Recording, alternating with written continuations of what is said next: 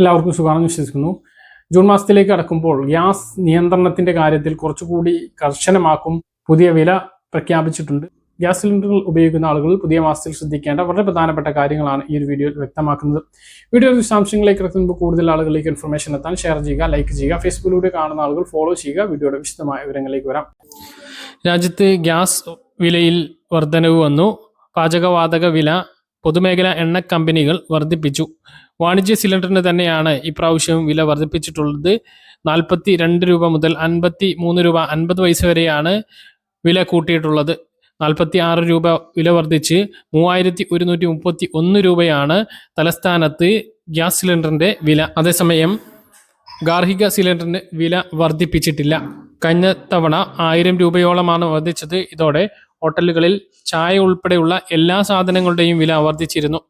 തുറന്നങ്ങോട്ടും വില വർദ്ധിക്കുന്ന സാഹചര്യം തന്നെയാണുള്ളത്. പശ്ചിമേഷ്യൻ സംഘർഷത്തിന്റെ പശ്ചാത്തലത്തിൽ നമ്മൾക്കെല്ലാം ചില മാനദണ്ഡങ്ങൾ കേന്ദ്ര സർക്കാർ ഗ്യാസ് വിതരണവുമായി ബന്ധപ്പെട്ട് വരുത്തിയിട്ടുണ്ട്. വില ഇങ്ങനെ വർദ്ധിച്ചുകൊണ്ടിരിക്കുകയാണ്. ഇതിനു പുറമെ നമുക്കെല്ലാം ഇപ്പോൾ ഈ ഒരു ഗ്യാസ് ലഭിക്കുന്നതിന് വലിയ താമസമാണുള്ളത്. നഗരപ്രദേശങ്ങളിൽ 25 ദിവസവും ഗ്രാമപ്രദേശങ്ങളിൽ 45 ദിവസവുമാണ് ഇപ്പോൾ ബുക്കിംഗ് ഇടവേളയുള്ളത്.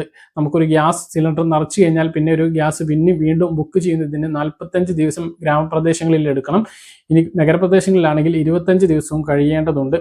അപ്പോൾ ഈ കാര്യം എല്ലാ ആളുകളും ശ്രദ്ധിക്കേണ്ടതാണ്. അപ്പോൾ ഈ ഒരു നിബന്ധന ഇപ്പോഴും തുടരുകയാണ്. KYC ചെയ്യാത്തവർക്ക് ജൂൺ മാസം മുതൽ ഗ്യാസ് ഉണ്ടാകില്ല എന്നുള്ള അറിയിപ്പുകൾ വരുന്നുണ്ട്. എത്രത്തോളം കൃത്യമാണ് എന്നറിയില്ല. അപ്പോൾ അത് ചെയ്യാത്ത ആളുകൾ അതൊന്ന് ചെയ്യാൻ വേണ്ടിയിട്ട് ശ്രദ്ധിക്കുക.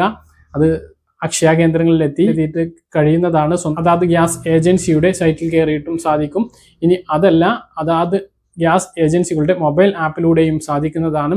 അതിനു പുറമെ ഗ്യാസ് ഏജൻസിയിൽ എത്തിയാലും ഈ KYC നടപടി പൂർത്തീകരിക്കാം. ആരുടെ പേരിലാണോ ഗ്യാസ് കണക്ഷൻ ഉള്ളത് അവരാണ് KYC പൂർത്തീകരിക്കേണ്ടത്. ഇനി ആ ആൾ സ്ഥലത്തില്ല എങ്കിലോ കിടപ്പ് രോഗികളാണ് എങ്കിലോ ആ കാർഡിലെ അവർ ഉൾപ്പെട്ട റേഷൻ കാർഡിലെ മറ്റൊരു അംഗത്തിന്റെ പേരിലേക്ക് ഗ്യാസ് കണക്ഷൻ മാറ്റുകയും അവർ KYC പൂർത്തീകരിക്കുകയും ചെയ്യേണ്ടതാണ്.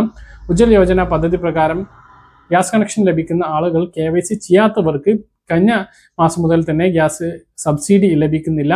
അപ്പോൾ സബ്സിഡി പുനഃസ്ഥാപിക്കുന്നതിന് വേണ്ടിയിട്ട് ആ ഒരു KYC നടപടി അവരും ചെയ്യണം എന്നുള്ളത് കൂടി ഓർമ്മിപ്പിക്കുകയാണ്. മറ്റൊന്ന്, പൈപ്പ് ലൈനിലൂടെ PNG ലഭിക്കുന്ന സ്ഥലങ്ങളിലെല്ലാം LPG കണക്ഷൻ ഉള്ളവർ അതിലേക്ക് മാറുകയും LPG സിലിണ്ടർ തിരിച്ച് ഏൽപ്പിക്കുകയും വേണം എന്നുള്ളതാണ് ഇപ്പോൾ എല്ലാ ഗ്യാസ് ഏജൻസികളുടെ ഭാഗത്തു നിന്നുള്ള അറിയിപ്പും അതുപോലെ തന്നെ കേന്ദ്രത്തിന്റെ ഭാഗത്തു നിന്നുള്ള അറിയിപ്പ് വന്നിട്ടുള്ളത്. അപ്പോൾ ഇതിനു വേണ്ടിയിട്ട് പ്രത്യേകം നോട്ടീസ് ലഭിക്കുകയോ മെസ്സേജ് വരികയോ ചെയ്യും.